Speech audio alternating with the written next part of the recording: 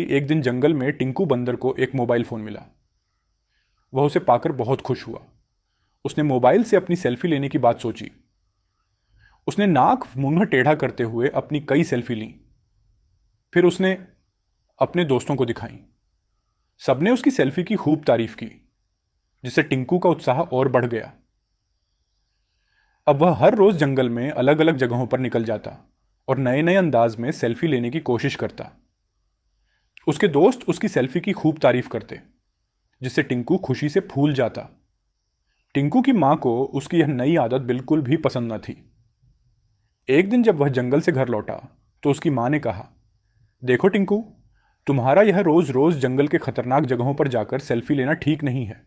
कभी कोई चूक हो गई तो? अरे नहीं मां, मैं कोई बच्चा थोड़े ना हूं। अब मैं बड़ा हो गया हूं।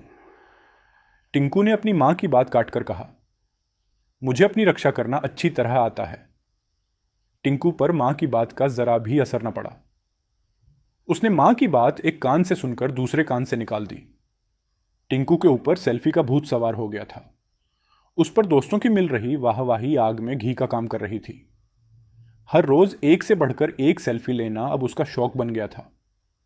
वह कभी किसी पेड़ पर चढ़कर तो कभी जंगल के किसी पहाड़ या नदी के पास जाकर सेल्फी लेता रहता था। कभी कभी तो किसी हाथी या फिर जिराफ की पीठ पर सवार होकर भी सेल्फी लेने लगता था।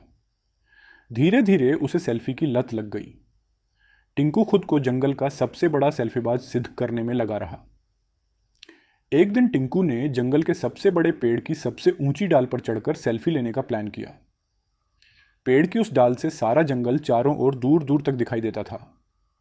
टिंकू इस अनोखे नज़ारे के साथ अपनी सेल्फी लेने के लिए पेड़ पर चढ़ गया। पेड़ की सबसे ऊंची डाल पर पहुंचकर टिंकू ने अपने आगे के एक पैर से मोबाइल को पकड़ा और दूसरे से पेड़ की डाल पकड़ी। उसके बाद डाल से हवा में लटकते हुए उसने सेल्फी लेनी शुरू की। वह अलग अलग पोज में सेल्फी लेने में खोया हुआ था कि चर्र चर्र की आवाज़ आई। पर टिंकू का ध्यान आवाज़ की ओर नहीं गया। वह सेल्फी लेने में पूरी तरह खोया रहा।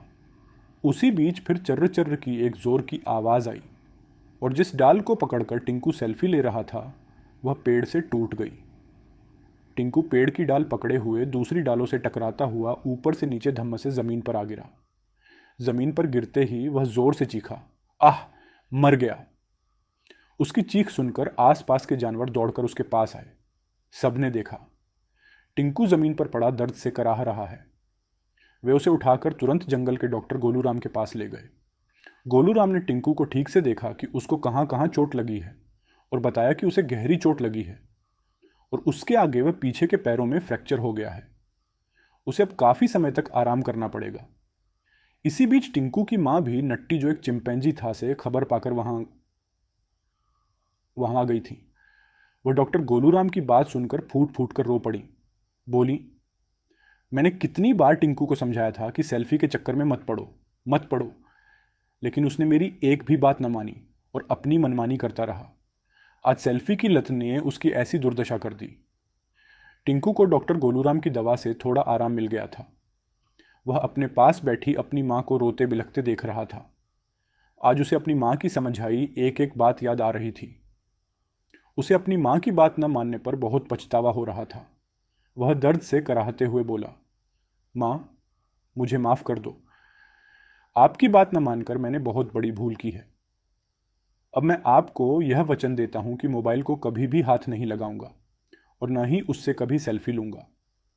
मैं अपनी यह सेल्फी की लत को भी हमेशा के लिए छोड़ दूंगा। टिंकू को अपनी भूल का एहसास होते देखकर उसकी माँ उसे अपने गले लगाकर बोली, बेटा, इसमें मोबाइल का कोई दोष नहीं है, बल्कि दोष तुम्हारा है। तुमने अपनी जान जोखिम में डालकर सेल्फी ली थी, जिससे तुम्हारे साथ इतनी बड़ी दुर्घटना हुई। अगर तुम सही और सुरक्षित तरीके से सेल्फी लेते तो इस हादसे का शिकार होने से बच जाते। टिंकू ने मां की बात को गांठ बांध लिया, साथ ही सेल्फी की लत को भी छोड़ देने का संकल्प कर लिया। टिंकू के पास खड़े उसके सभी दोस्तों ने भी इस घटना से सबक लेकर अब कभी भी अपनी जान जोखिम में डालकर सेल्फी न लेने का फैसला कर लिया।